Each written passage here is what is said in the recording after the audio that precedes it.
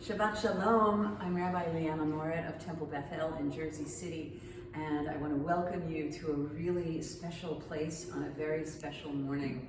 We are celebrating the end of Passover, and it's also Shabbat, but what we're celebrating here is the unveiling, the recovering of probably the most stunning architectural element of our entire building that's been covered for the better part of 100 years. And that is this stained glass window that faces east in our sanctuary. We're actually standing on the balcony, so this is visible from the ground floor. And it's got a bit of a story and quite a bit of a mystery. The story, of course, is that it's a synagogue and that it faces east.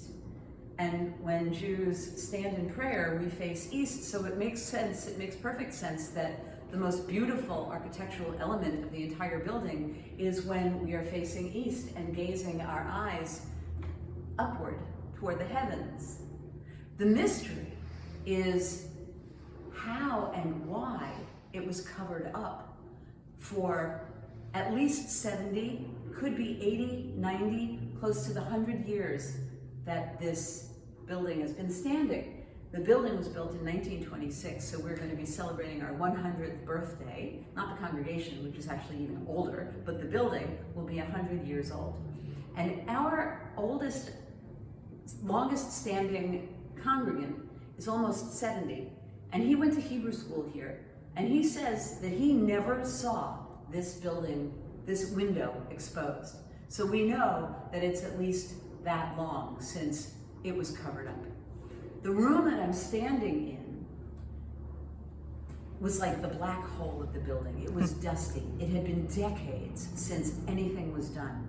There was a wall that went all the way from here, about a foot in front of the window, starting at about here, right where the window started, and going all the way across to where the window ended, which is, what would you say, Beth? It's about 20 feet, 25 feet? I don't know, I'm a lousy gauge of that. But it wasn't a retaining wall, it wasn't a structural wall, it wasn't creating a room, it was just this black wall. And between the wall and this area right here was what looked like a giant table. It was clearly some kind of mechanism, and we later found out that this was the organ, but that the pipes of the organ had been removed and sold off years ago. So at one point, this was the organ room. Why they needed to put it here to block the window, I don't know. But when we started to do the excavation of the elevator tower, which is just on the other side of this wall, we said to the contractors, what would it take to expose the stained glass window? And after a little examination, we realized that it wasn't an important wall. It was just standing here, blocking the window.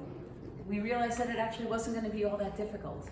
And just this week was the big reveal. And now we're able to take in this beautiful Art Deco stained glass window and be in awe of its beauty and gain inspiration and faith and catch ourselves wondering at the mystery of it all.